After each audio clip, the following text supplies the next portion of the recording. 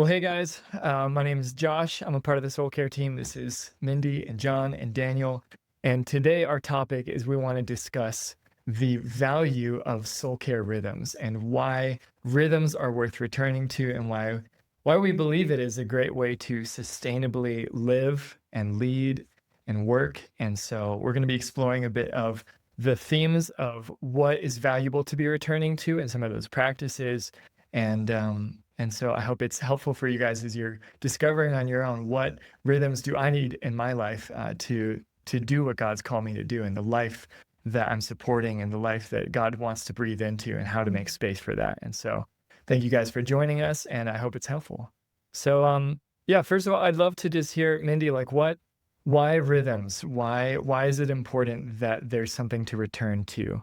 And where did that come from? Yeah. It's a kind of, I think, a not that surprising origin story if you think about it. But what I find all the time is that the candle lighting world naturally moves into the rhythms. We talk about the jet fuel drinkers and the candle lighters, but the jet fuel drinkers are the ones who have a deep life with God, but are at risk of losing touch because of the pace of life. Mm. And so for them, many times, and I would put myself kind of in that category, like we end up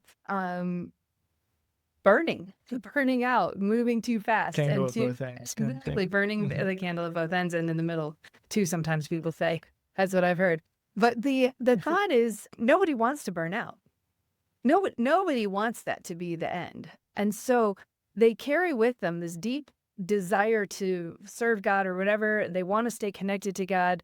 They understand sort of what's at stake, but they just can't make it fit into their life in a practical way. And so we started thinking about rhythms, like how can we come alongside with support that we know will actually fit into the life of leaders who are pretty, carrying some pretty heavy weight.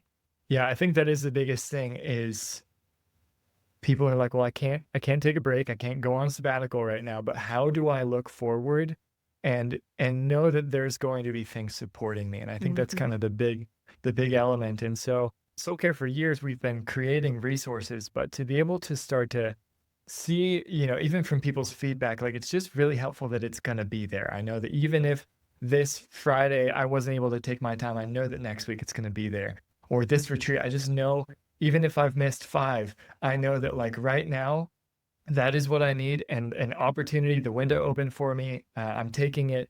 And just this whole idea of like, it's going to be there for you when you need it. That is what I love about rhythms. And so we're going to explore a little bit of how it works, some of the structure and some of the cadence of some of these rhythms. And so our first rhythm that we introduce is just the weekly one, and it's simple. And so it is the rhythm of checking in and reflecting. And so, John, can you explain a bit like why is reflection important in someone's life? Is that just something you do every once in a while? Like, what is the role of reflection within a leader's life, within someone who's carrying weight? Why does it even matter? And why is it important that they're like, this is my reflecting time? Yeah. For people who are running really fast and carry a ton of responsibilities, it's like, it's so easy to wake up in the morning and let your Slack, your email, all the people coming to you with different needs, different finance situations, like that can be the first thing that like initiates you into the day. And over years of that happening, you begin to live quite unconsciously. You have no idea what is going on in your internal state, what your emotions are, Yeah. what your spirit is feeling. And journaling, I think, is one of the most granular, simplest versions of just connecting to yourself and taking time out of your day to be like, what's going on in here? What's going on with you, God? And Mindy always says this line that I love, that your capacity for leadership is capped at your capacity for self-reflection. And I just think that's so true, because over years of living unconsciously, like you just become completely disconnected from reality, and that totally destroys your ability to lead. I think a lot of leadership is knowing yourself and having an instinct that you can trust, having a connection with God that is leading you forward. And when that's severed, it's like the first priority things. I guess the second priority things of your leadership, your success, whatever, completely get flooded out because you're going to burn out. You're going to hit a wall. So anyway, I just love that with rhythms, it's like the most granular piece of it is just a weekly check-in that just offers you amazing questions to reflect on and just a simple verse. I think that is, again, for me, probably one of the most valuable pieces of it. Yeah, I love that. I think palatable and possible are two words that I like. It's like, sometimes when people are offered too much help or too much space, it's like, I don't have time for that. And I love, and I think we always get this feedback of it's just helpful that it's short, it's simple, there's no expectation, but it's there when you need it. And I know reflection has always been like that for me. So our monthly cadence, can you explain a bit about where that came from and like why? Yeah. So it's like people join together, but they're not like doing the work together, but like what's going on and why the monthly cadence of rhythm, or sorry, the monthly rhythm of retreat? Yeah. So monthly, it was for a lot of time my own goal for taking about half a day in solitude once a month. I realized that's probably what I need in order to hold the things that I feel called to hold. And so I would put it in my calendar and I kept moving. It kept, I'd cancel it. I'd schedule something for the morning and move to the afternoon, and 3 weeks would go by and it just didn't happen. And this kept happening again and again and again, even though I knew I needed it, even though I knew it would be healthy for me to get that time away. Yeah. So finally I thought, wait, what if I just asked other people to join in with me in this? And so that's what started the idea of this semi-silent retreat, which is kind of like, I don't know, being semi-pregnant. It's like hearing wanting the semi-silent retreat. But we like to have a little fun with the idea. But what it is over a period of usually 3 hours, we gather in a virtual way on a Zoom call, and we do some very quick introductions. Nobody's like signing up to be best friends with these people forever and ever, but we get to know each other a little bit. Quick introductions. And then we break for 2 full hours, completely offline, completely unplugged, airplane mode, you would call it. And how do we just encounter God during that time? There's some guidance for that, a couple ideas each month. And then we come back for the last 30 minutes and just debrief. Again, slight acknowledgement of how was that time for you, et cetera. And the amazing thing was, first of all, I started being more consistent with my rhythms of a monthly retreat. Yeah, really. But we started to realize all over the world, people were joining and giving us a report that this was changing their experience of life and ministry. And we sort of discovered it as like, oh man, this is helpful. Yeah, I think it's so valuable to know that at the same time that you're doing something that's kind of hard, like it takes discipline, especially right now, like in the world, like it just takes discipline to go on airplane mode. It takes discipline.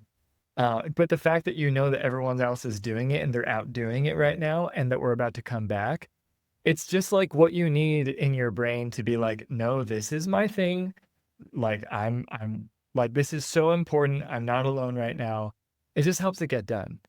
So I thank you for sharing. That's it's been a blessing in my life, that idea of, retreating together, even though like normally you'd think you don't go do it by yourself. I just love the value. So, so the quarterly rhythm is one that has deeply been, helpful in my life. Is just the rhythm of meeting with a guide, someone who, probably has gone the journey of learning their own spiritual formation, their own relationship with God, knows leadership, and like their only role with you is to hold that space and just say, and how about you? I think for so many leaders, they're always the ones giving and listening and giving and helping out. And so I think when people finally have that space where it's outside of their work, it's outside of their family and friends and stuff, just someone who's being present to their own journey with God, I think just is invaluable. And so many people would give us the feedback like, I've never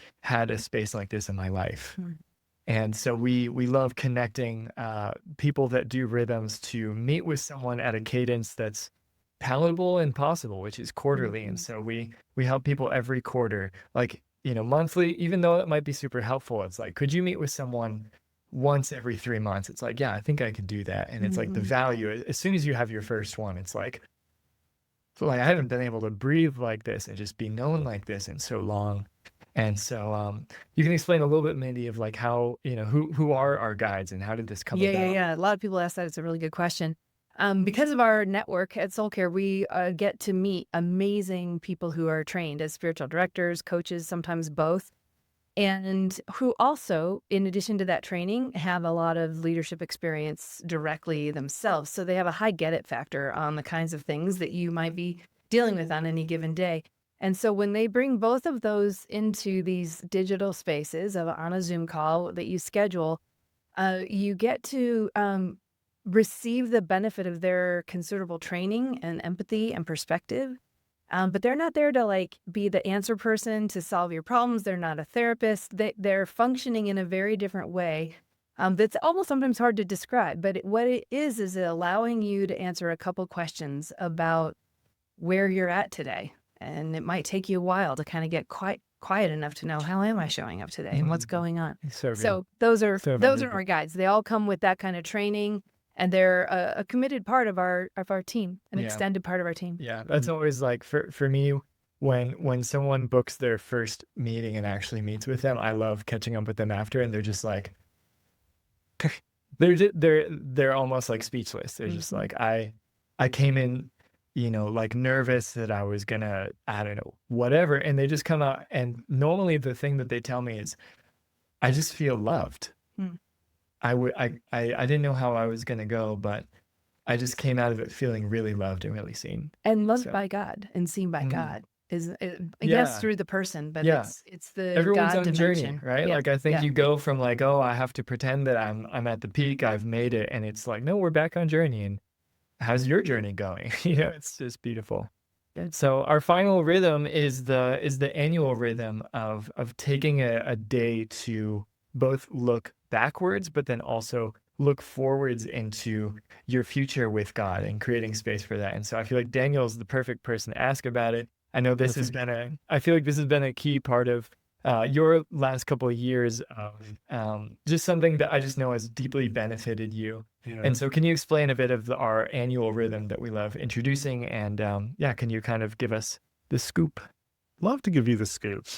I was thinking about like all these rhythms. Often, I'm sure for many of us, like these are practices that we maybe have done, but not necessarily as a rhythm. Like we have journaled once, or we've done this once, and so Went on a retreat. went on a retreat once, right? And so I think that's been the key differentiator and what's really transformed things for myself and my wife within this annual retreat and sort of the soul care plan, leader care plan mode is the idea of doing this regularly, making a plan and being deliberate, not just to do it on a rhythm and regularly, but also doing the actual day in a real deliberate way, not just showing up and being like, oh, we'll just kind of pray together and talk about and make a plan on ourselves, but having the resources, the structure around it. That's really, before even our rhythms existed, but we had all these resources. That was different from where myself or me and my wife would have done. Again, we've done that kind of thing before in our marriage, and then for me individually years ago, but what we got out of the day and then how regularly we did it, it was like, again, one in every 5 years first. And I reflect back and I'm like, that was one of those key moments, like that shifted everything. Yeah. I can remember back in 2011, my wife and I were here and we spent this day. We did this. I'm like, why don't we do that every year? And why? Is there any resources that could help us do that better? And that's where the soul care plan and the annual retreat guide as a whole has really started to serve my wife and I, especially the last couple of years.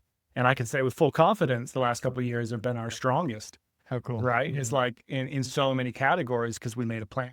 We made a plan for our soul health, for our health as a whole, for our family, we didn't just wander into the year. We didn't just go like, oh, hopefully it's good. Yeah. We made a plan for it, and it's showing. It's showing. I think of the last couple of months, it's showing. Yeah. Yeah. And so I love that beautiful. rhythm of annual. It's not about that it has to be a New Year's or this. That's we've designed it even within Soul Care Rhythms to be. We recommend it as something you do when you start, whenever that is. But maybe it's 2 months in to Soul Care Rhythms, similar to a lot of these.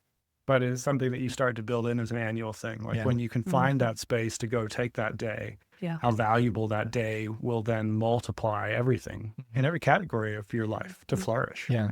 Yeah. Thanks. It's been so fun to take all of these different practices and rhythms and turn it into one thing that feels accessible for people. It feels affordable for people. And it's just been a joy, thanks to all of you guys who have made Soul Care Rhythms happen. It just came out in January. And it's been so fun. And so if you're considering entering into these Soul Care Rhythms, just know our team is, we are behind you with this. We will want to support you with this. We're all people.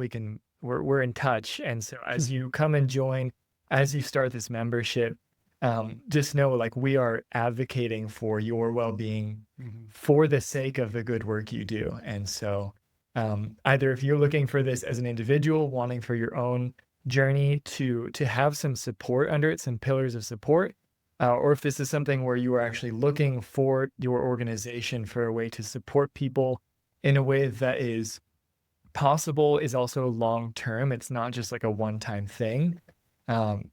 Yeah, we created it for you guys. And so just know that we're here to help, and we hope these rhythms are a blessing to you. So thank you guys. And yeah, we'll see you next time.